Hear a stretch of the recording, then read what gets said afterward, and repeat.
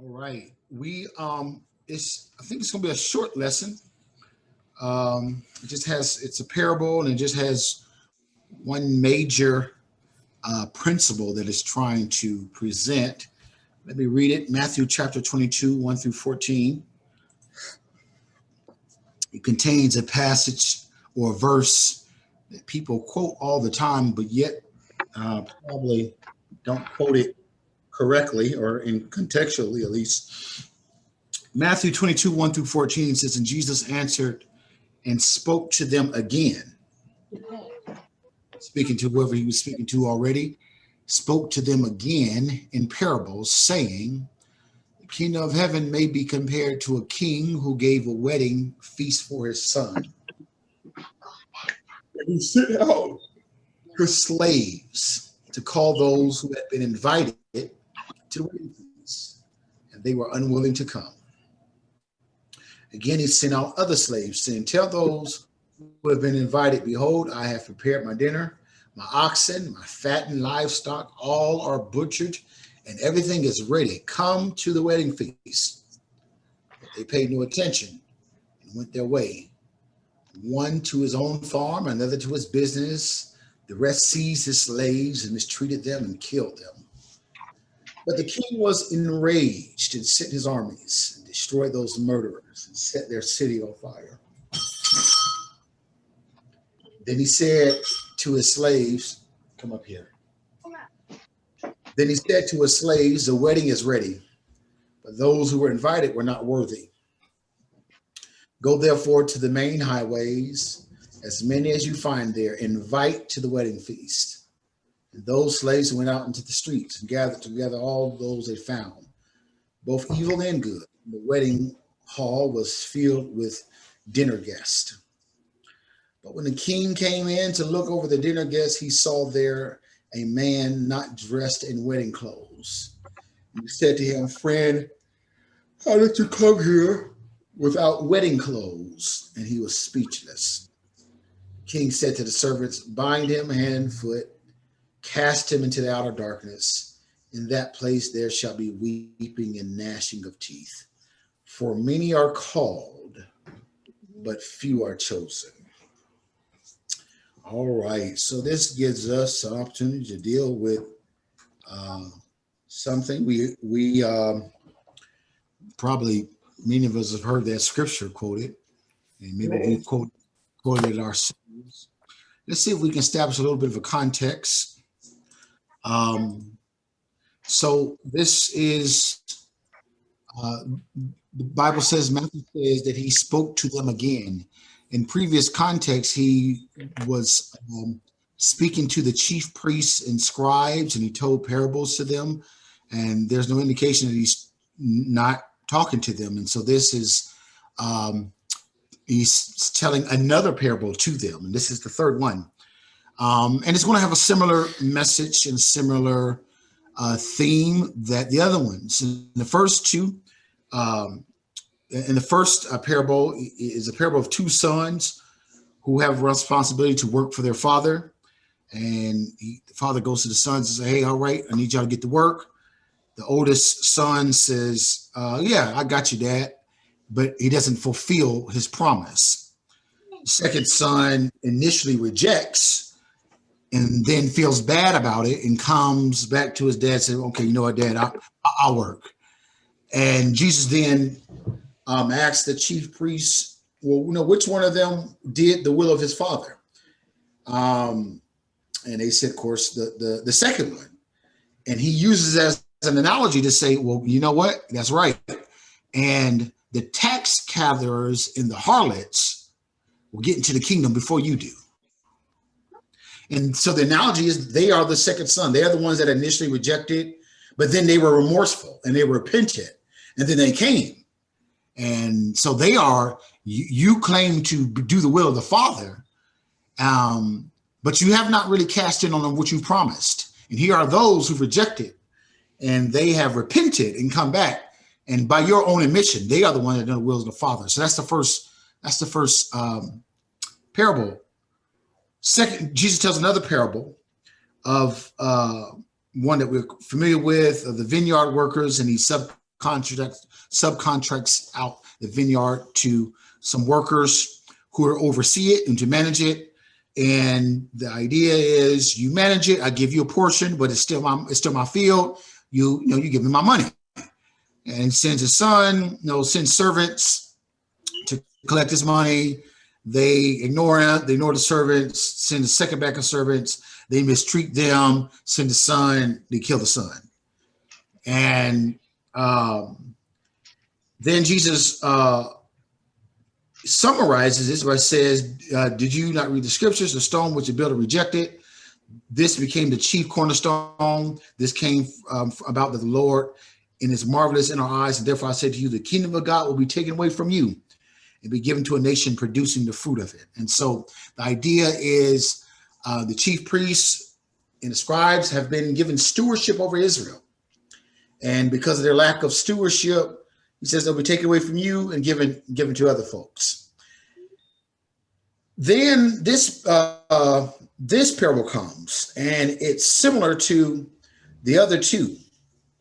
It speaks of people who do not respond appropriately to an invitation, to, in many ways, a responsibility. This invitation is kind of like your king. This is not just anybody, but your king has invited you to a wedding feast of his son, the prince. And y'all too busy. Y'all go around. They got to go to business. They got to go to work. They got better stuff to do. And as a result, verse 6 and 7 says they paid no attention, went their way. One went to his farm, another to his business. And the rest seized the slaves and mistreated them and even killed them. So you have this active aggression and this passive indifference. One just, but both of them are the same. They're equally in those who reject. So it doesn't matter if you are actively aggressive towards the will of the king or against the will of the king, or just passively indifferent, same thing. The passive indifferent, these are not ones that's doing some criminal activity or some egregious sinful nature. They just kind of go about life in a way that what they have and their agenda is more important than the king's agenda.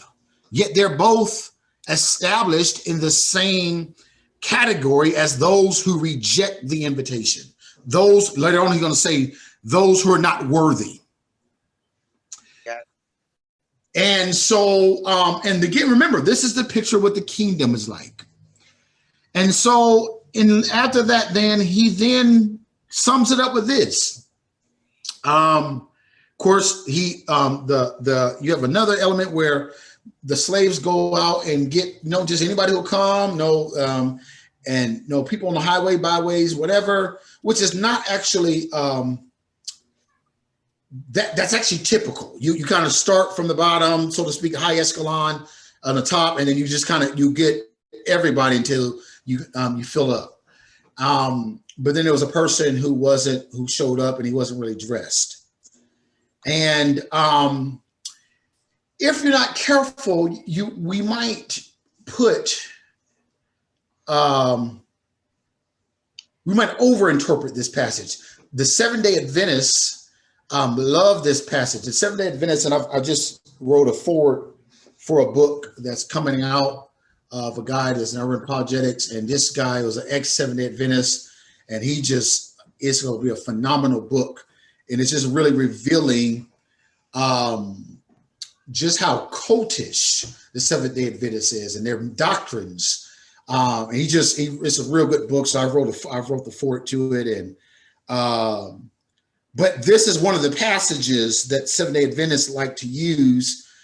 They have this doctrine called the investigative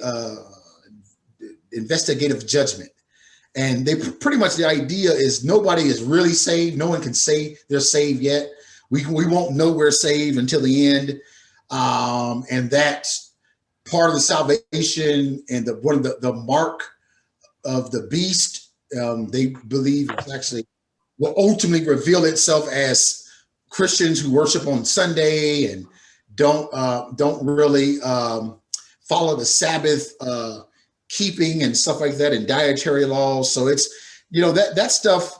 Most of us, a lot of thought that the Seventh-day Adventists, that stuff was they just kind of preferred on Saturday, and they just had dietary preferences, but they actually make it salvific issues. They make it a salvation issue, which puts it in the area of a cult. But this is one of the passages that they use, and it's just an example of over interpreting parables. We've talked about this before. Parables usually have one, sometimes two messages at the most. And in this case, we have the benefit of seeing that Jesus has told three parables. And so there's going to be a very similar message. So again, but Jesus tags this parable with a summary statement in the same way that he did the last two. And this summary statement is this statement: those many are called, but few are chosen. Just off the bat, one of the major problems of interpreting this is that we have misinterpreted the term called. And this is not only from Seventh-day Adventists, but again, Calvinists. Sometimes some Calvinists have used this as part of their thing. So anytime you use the word calling, it's almost as some type of, you're going from calling to chosen. And that idea of chosen and choice in some Calvinistic and Reformed perspective, for them, that's their doctrine of predestination and that kind of stuff. And so this is one of those passages that just have been misinterpreted and misimplied on so many different ways. Let me just start here. Let's start here. In the context, and let's back up. In the context of the parable, called could mean what? If you're thinking about the parable, what did the call look like in the parable? An invitation. Invitation, absolutely. That's exactly what that means. That's exactly what calling means here. Sometimes calling can mean, like God is, Paul says he's called me into the this ministry, and and calling means selected in that context. Here, it does not mean that. Called means invitation. Right. That's exactly what it means. It is to present an invitation. It is a selection in the sense of you've been invited, right? But there is no selection in the sense of it's already been predetermined if you will come or not. Right. Okay. So, and that's clear by the parable. So you can say many are invited, then and few are chosen. If you understand that, then just understanding that, just this simple thing that the calling is an invitation.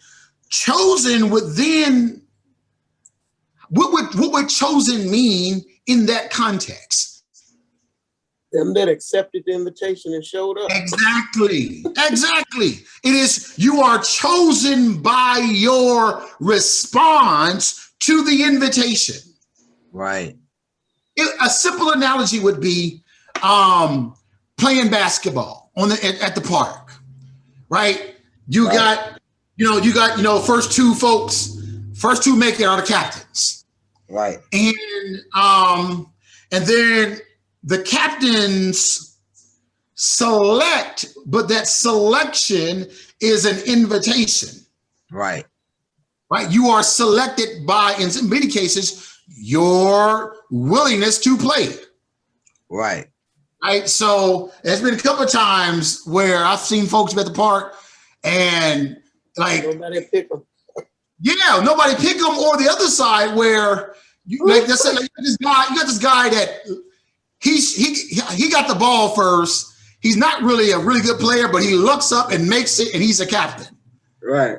And nobody wants to, even though he's the captain, people don't really want to be on his team. So he's selecting folks.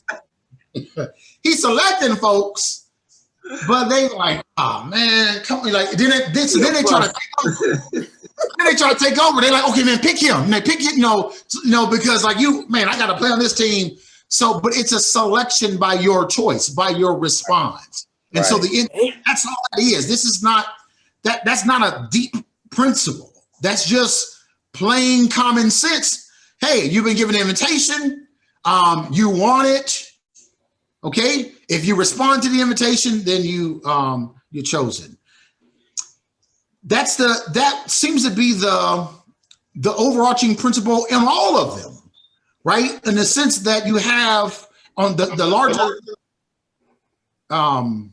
the thread that runs through the three is the idea of someone who's been given an opportunity to do something, yes, but do not respond in a God-honoring way, or in this case, in a way honoring to the manager, the king, the father, et cetera, the person who has the authority to even give out the invitation. Right. So in the first one, the father, the sons have been given opportunity to work. Obviously, they have an opportunity to reject it. mm-hmm. Right? They both do in different ways. The son rejects it by promising but not fulfilling, and the second one rejects just full out and then repents and come back. So they have an opportunity to reject it. Mm-hmm. The second one with the vineyards, you've been given a stewardship over a vineyard, but you don't do it in the way that you should. And so that's the idea. Now, so when we come back to this, when we come back to this parable, there's these two dynamics. So there's the invitation, and then there's the wedding guest and replacement guest. And so let's go here. Let's see. So he sent out slaves, verse 3, call those who have been invited to the wedding feast, and they were unwilling to come. And he sent out other slaves to tell those who've been invited, behold, I've prepared my dinner. Yo, come, it's going to be great. They paid him no attention. Again, two different attitudes. Right. 5 and 6. One is passive indifference. They paid no attention, went their way, one to his own farm, another to his business. And the rest, they mistreated and killed. But both of them in verse 8 are considered part of the group who are not considered worthy of the invitation. Now, again, this is about the kingdom. We're going to come back to that. So two attitudes, both under categorized under the unworthy of the invitation. Right. What shows that they're unworthy of the invitation? Their response. Right. We'll come back to that. But remember, two attitudes: passive indifference and this active aggression of active rejection, aggressive rejection. All right. Then, so that's one. You have the invitation, and then you have the guest, and then the replacement guest. So he says, go therefore main highways, invite the wedding feast. Those slaves went out in the streets, gathered everybody they found. It didn't matter, evil or good. And even there, watch this. If we're trying to allegorize all of this, like every aspect, that would be a problem if you're trying to like make this a matter of salvation or whatever, like in the sense of every aspect of it. Verse 10, right. Evil and good, weddings. The whole point is the evil and good is that everybody gets the invitation, right? Regardless if you're quote unquote good or evil, the invitation goes out to everybody. That's the point, right? Right. All right. So, but when the king came in to look over the dinner guests, he saw that there was a man not dressed in wedding clothes. what does that show? What is, in light of, we've already seen people who had passive indifference who didn't. It's the same type of attitude. You had those who had passive indifference, and then you had those who have active rebellion, aggressive rebellion. Mhm. Which one did this guy show? Well, I mean, which one would this guy be categorized under? Active rebellion? Okay, maybe. Why did you say active rebellion, Mrs. Laws? Because you accepted the invitation, so you knew your guidelines for an invitation of this magnitude, and you still did what you wanted to do. Okay, cool. Mrs. Laws said you accepted the invitation, you knew the guidelines, and you still did what you want to do. So active rebellion. Anybody else? Do you think? Does anybody think passive? What did I say? Passive indifference. Possibly if he was thinking it didn't matter, Yeah. what he wore or how he presented himself. It wasn't that important, Yeah, I think it's both of you all are right. I think this person is intended to be the middle ground. Mm-hmm. So there is a group of unworthy invitees, and here's what they look like: passive indifference, like I got better things to do.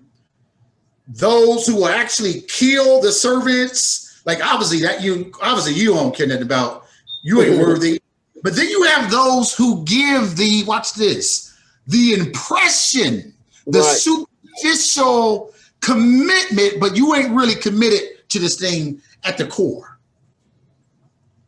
That's what this is about. Now, the Seventh-day Adventists will use this and will say stuff like, this is to show you that you can be at the wedding feast, but you're not really, no one really knows that we're saved until, like, they try to make that into one of these things of, it won't be until the end where he sees and he examines your clothes and all that kind of crazy stuff. No, this is the same.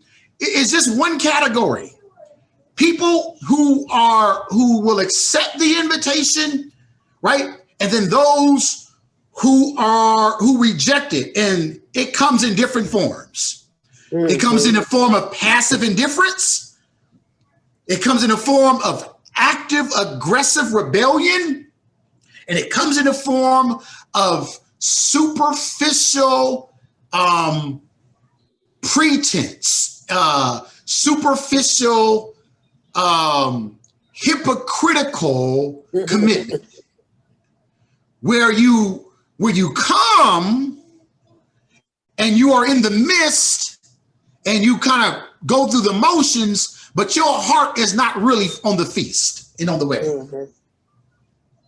In that regard, this is, if he's telling the story to the chief priests and the scribes, who you think, which one do you think, which one of these forms does it apply to them? Maybe all of them. I was gonna say the middle ground because they sure wearing the clothes. Yeah, see, maybe, and I think you're right, but maybe all of them, because we watch this. On one level, we know earlier they want to kill him. Yep.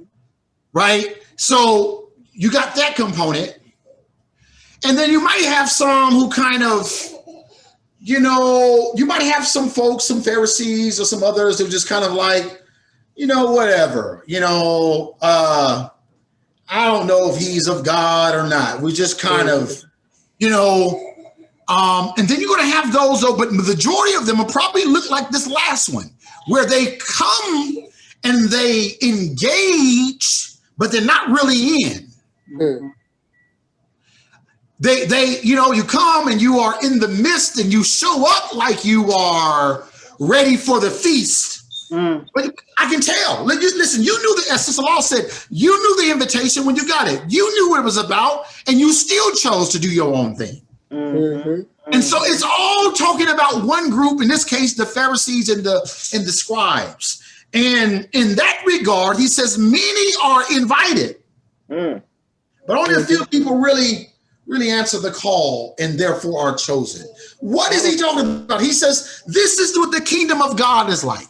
This is what the salvation and relationship. And so we take that, which is essentially one principle, and then start to apply it. It is extremely relevant for even how the kingdom is being responded to today. Mm-hmm. You have those who show by their own response that they are not worthy of the invitation. Here's the thing. It's not God deciding that they're not worthy, because the invitation will eventually go out to the good and the bad, quote unquote. Yes, yes. Right? The invitation goes out to everybody, but you show that you are not worthy of it by your response to the invitation. Mm-hmm. Mm-hmm. And similarly, we have those today. This is an evangelistic passage. We have those. I might preach this. I've been invited to preach at on the west side. they having a kind of a peace campaign, a night service outside, and they next Friday, and they are doing. Oh, by the way, I forgot to bring that out. I forgot to send it out. Peace Camp Christian Fellowship is in charge of the peace campaign this Friday. If you can come and just give an hour, that's fine. I know it's late. They kind of messed up the dates and all that stuff, and forgot to remind me, and I forgot to make a note of it. But from 7 to 10. So if you can come at least just 7 to 8 and spend an hour with us on 119th and Michigan. We'd appreciate that. The peace campaign. So if we'll be out there 7 to 10, but you can come at least 7 to 8. We'd appreciate that. But yeah, I might preach this message on the streets next Friday on the West Side, because it's a relevant message. People, those three responses are still reflective of people. You have so many people who have shown themselves not to be worthy of the invitation by their own response. And some of their responses is just passive indifference. Watch this. Verse 6 and 7, he says they go to their businesses. They just, these are not like immoral people. These are people who just, try to live their lives, provide for their families, keep their head down, and, provide a comfortable living. But that's a lot of people. A lot of people feel like they don't need Jesus. They don't need God. They don't need church. They just try, they're good people. But that response, when your king has sent out an invitation, that response is one that says you're not worthy of the invitation. All right. Because your king, it would be like we, when President Obama, no, that was our president. No, he wasn't, he had some whatever we didn't like, some stuff, but we wasn't going to say it publicly because that was our president. And we wasn't going to let y'all, because they were always hating on him. They wouldn't accept. So we wouldn't go, that was our president. We wouldn't go let him know. That was our president, right? And watch this. It would be like, when if the president sent, you had a couple of people, when he sent out, I think it wasn't a President Obama, when somebody won the football or whatever, and he sent out an invitation, won a Super Bowl or something of them, and they said they didn't want to come to the White House. Right. Well, I know that happened in Trump too, but it happened. I thought some folks did it under President Obama too. But yeah, you had a whole team say they didn't want to come when Trump. They didn't want to come. That was whatever. But you had a couple people, individuals, that. And that's like, that's offensive. Wait a minute, that's first of all, that's an invitation, but if we had received an invitation, if President Obama had received an invitation for the whole West Pullman to come to the didn't matter if you had a record or whatever, but you'd have come, like, for you to say, I don't know, I might go. I got the baseball game. Like, that's offensive. You know that the president of the United States, and it's the same thing. Your king has given you an invitation, and your response is, I got better things to do. To celebrate the heir to the throne. That's just as bad as those who would come and assault the king's messengers or be so like it's not. Folks think that, okay, well, I'm not a bad person. I'm not, I don't bother anybody. Yes, but guess what? But you live your life with no consciousness that you are obligated to respond to the king. Right. That is just as worse. Yeah. You live with this passive indifference that you have no obligation to the throne. And you don't know that you are a citizens of his kingdom. Right. You get to go to that job and enjoy that job and build that because I'm the king here. Right. And so, and then you have those, that third one, people need to know this too, that especially in this context of this age of where I'm spiritual. I'm not religious, I'm spiritual. Right. Which typically means I make up my own religion. That's typically what that means. Yep. Yeah. Right. So in this kind of people who think that they are somehow closer by having this superficial commitment to just general spirituality, the thing is this, is that person, because they showed up,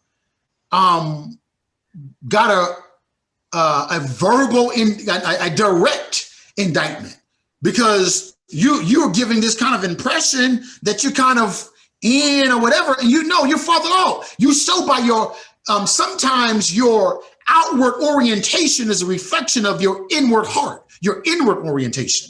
Yeah. And that's what happens here. The guy, it wasn't just that, it wasn't like one of those things where and usually these things are, listen, these invitations, usually you got months to prepare for these things. When the cultural thing, you have a king's, because there's a lot of preparation that goes into a royal wedding. Right. So this is not just, like last minute, okay, this is all I had to, I came straight off of work, that's all I had to wear.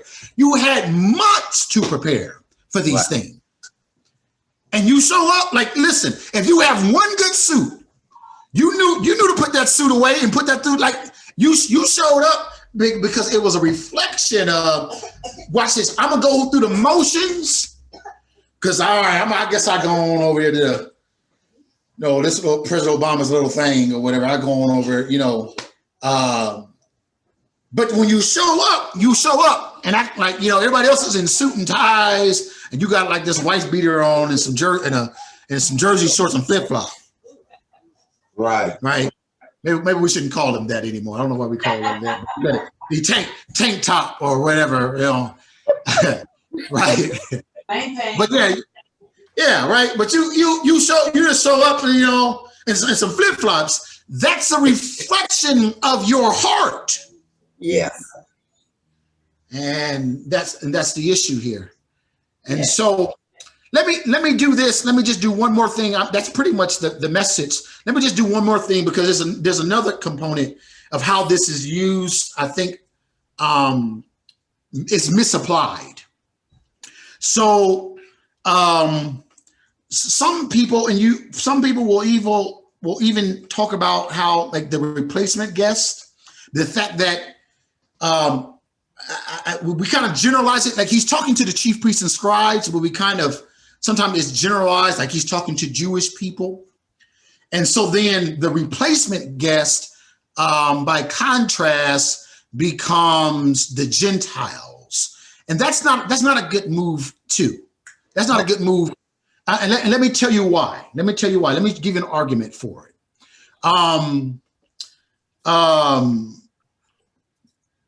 So first couple of lines of reasoning.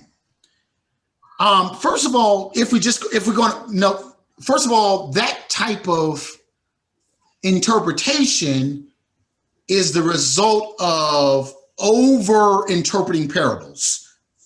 And how we overinterpret parables, and we try to allegorize or give a special meaning to every detail of the parable. And I just showed you there's usually just one or two at the most, no theological principles that comes out of parables. And I just showed you how that's consistent in these last three.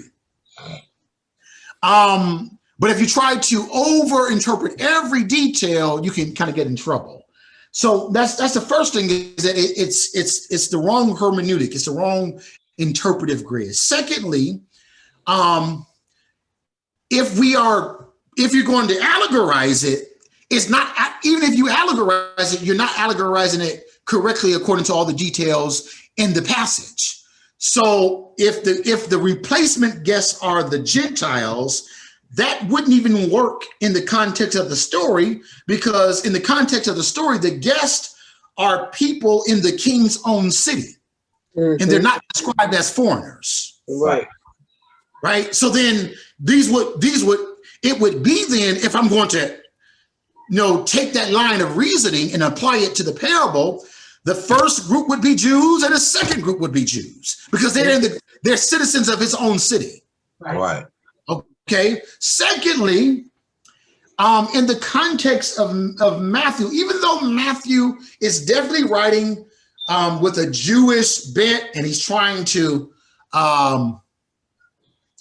there's probably an evangelistic aspect to Jewish folks and Jewish Christians. That's definitely a part of his target audience. But reading Matthew, the Jewish Gentile mission for Matthew is one of priority, not initial exclusion. Right. What do I mean? What do I mean by that? He's going to present in some ways different than Mark, but he's going to talk about Jewish priority, but not initial Gentile exclusion. Okay. What's the difference? The difference is, in Matthew's program, Gentiles are always included. Right. They're never, now they're not, he makes it clear, and we're going to look at some passages, he makes it clear that Jews are first priority, but Gentiles are always included. Right. I always had them in mind. Yeah, always in mind. Now, the thing is, if you don't understand that, and then you try to apply this parable, how some have, they'll try to say things like, well, because he said, what does he say? The first are not worthy, so that's a rejection. Now the Gentiles. Right. So people use it, say, well, the gospel has been rejected. The Jews rejected it, so they're not worthy. And now the gospel goes to the Gentiles, so now the Gentiles are included. And the thing is that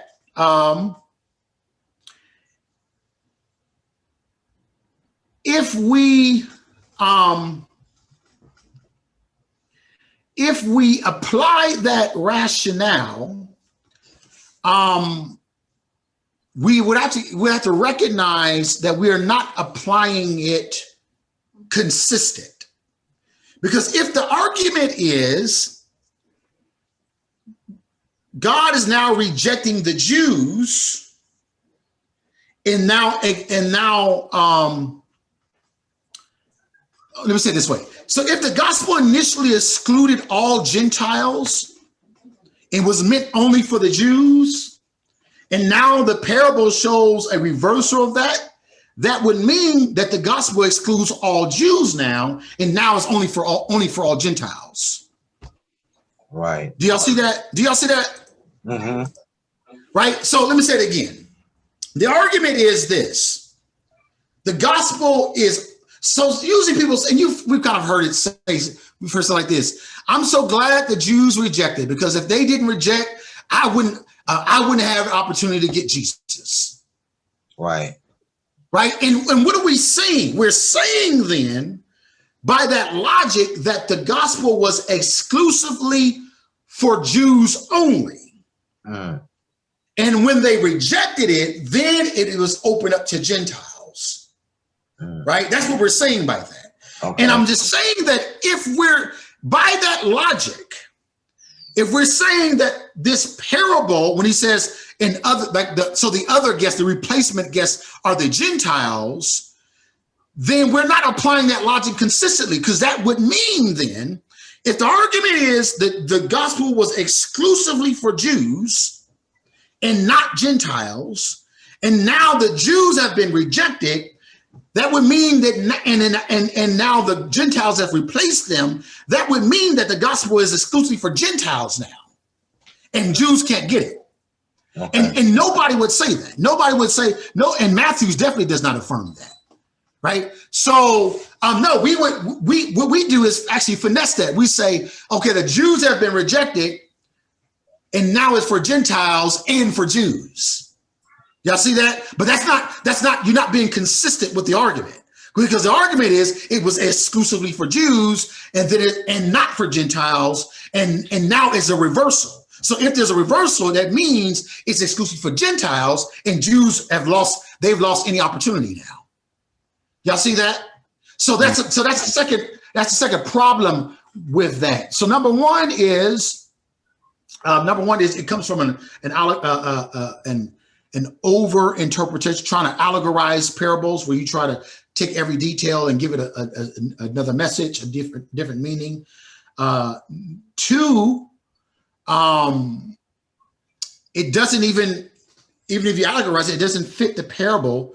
Like, again, the guests that he invite are citizens of the king's own city.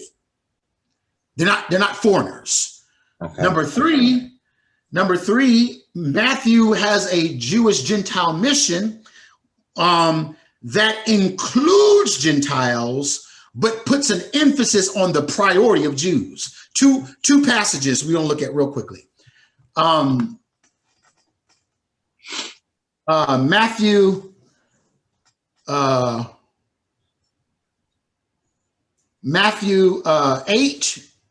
5 through 13, Matthew 15, 21 and 28.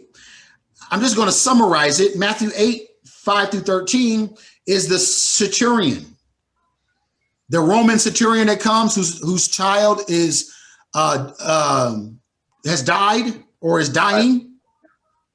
And he says, if you speak the word, right? Just say the word, and they will, and where is it? Matthew 8.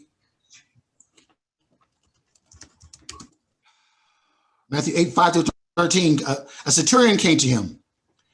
My servant is lying paralyzed at home, suffering great pain. He said to him, I will come and heal him. The centurion answered, said, Lord, I'm not worthy for you to come under my roof. Just say the word, my servant will be healed.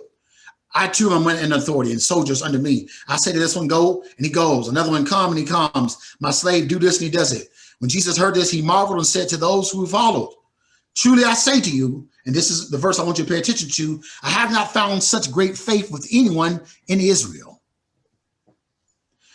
The centurion, is he Jewish or Gentile? Gentile. He's Gentile. He's a Roman centurion. So he comes. So even so watch this. Let me show you something. Go to Matthew 10 real quick. Well, Matthew 10 verse 5.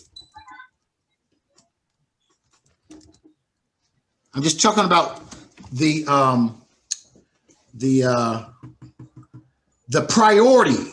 It's Jewish. Matthew has a message of Jewish priority, but it never excludes Gentiles. You may think that, though, if you don't read all of the Matthew's gospel together.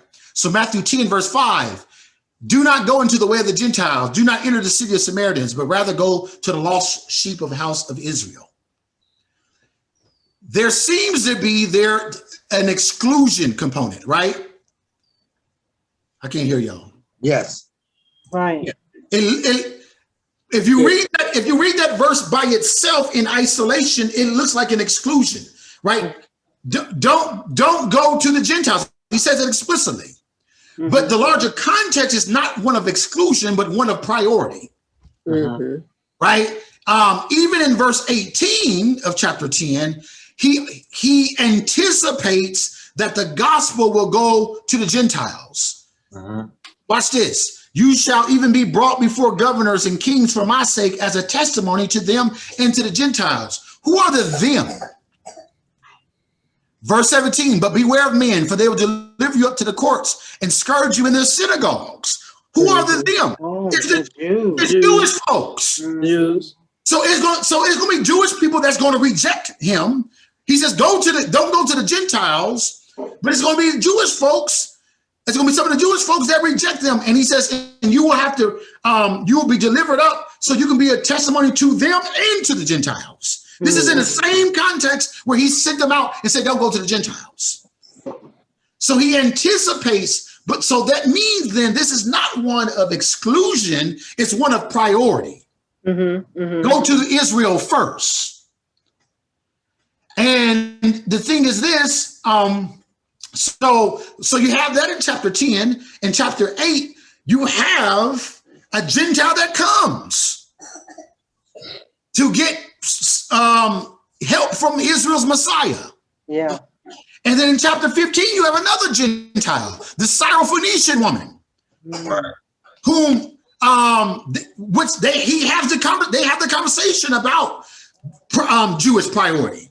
Yeah. And she says, listen, I know that. I'm not trying to crowd in line. I just have enough faith that you can take care of them and take care of me at the same time. And Jesus says, your faith is great. Here's the thing. In the context of Jewish priority, we have two stories, chapter 8, chapter 15, where there are the only passages in Matthew where Jesus calls somebody's faith great.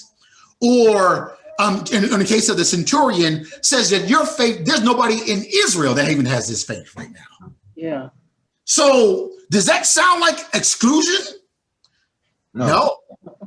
Even it's yes, they are priority, but Matthew makes a case of showing here are two people that Jesus, that the Israel's Messiah brags on in a way that he doesn't brag on any Israelite. So obviously this is not about, and so all of that is just to say this, that it's not a good move to say that the replacement guests are the Gentiles. The message is simple. Right. The message is simple.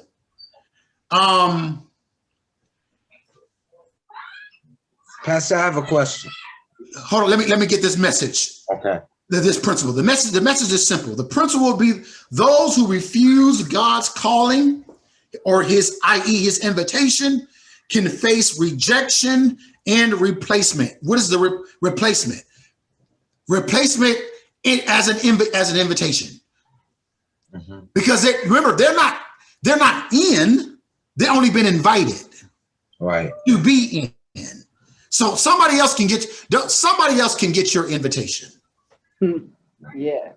And that's there's an invitation. You don't, in other words, don't think, probably to the Israelites or to these chief priests, don't think that somehow that you're going to stop God's plan by rejecting it. That's so fine. His plan is still going to be carried out. The wedding is still going to take place. The celebration is still going to take place. You just won't be there, but somebody else will.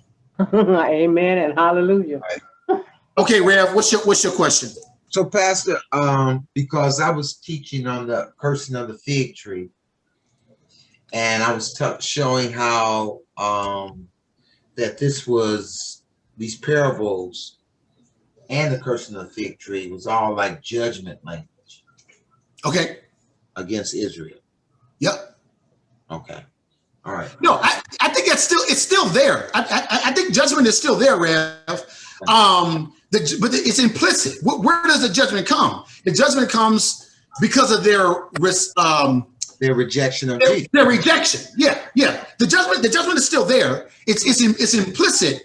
It's implicit in their rejection. But we need to understand. Don't over interpret some of the details in ways that I just communicated. Yeah, very much so. Yeah. Okay. God's plan still goes forth. As we leave with this message, it still goes forth. Yeah. The invitation goes out to the quote unquote good and the bad.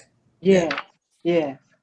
And it's an invitation. You have to wonder, let me do this. Two things. One, as we talk about Jewish priority, now we know that it's not Gentile, it's never been Gentile exclusion, it's just been Jewish priority. Right. That's Matthew's message. Here's a question, a critical question. Why would God have a system of Jewish priority? What would be the benefit of Jewish priority? It's not exclusion of Gentiles, but what's the benefit of it? Why would God do that? What would be some of the fruit of Jewish priority? God's history with them. Exactly. First thing is that his history with them, and particularly with that's what I had as a little thing here as a number one, a mix. What's that called when you mix the words up? You have to guess the word. Oh yeah. I don't know what that's called. I forget what that's called. Yeah, Word scramble. Word scramble. So the first one is promises. His promises. He has a history with them, and where he's talked about a Messiah, that he's going to bring Messiah. So it would make sense that they would be priority far as first in line, because they were the first to receive the promise. Paul goes this way in Romans chapter 3. There's another thing, not only the history and promise with them, in some ways it's practical, and this is part of number 2 and part of number 3.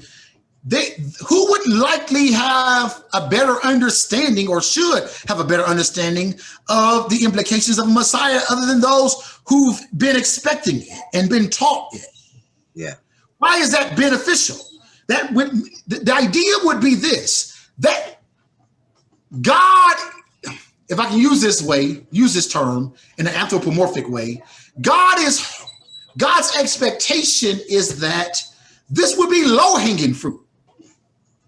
Right. Like it shouldn't be like a real big, shouldn't be difficult to get Jewish people to believe in Jesus. Right.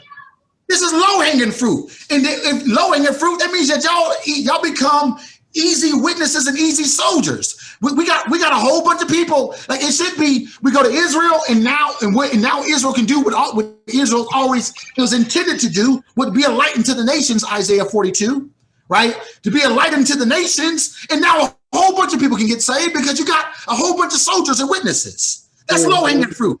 Right. Right. It's like,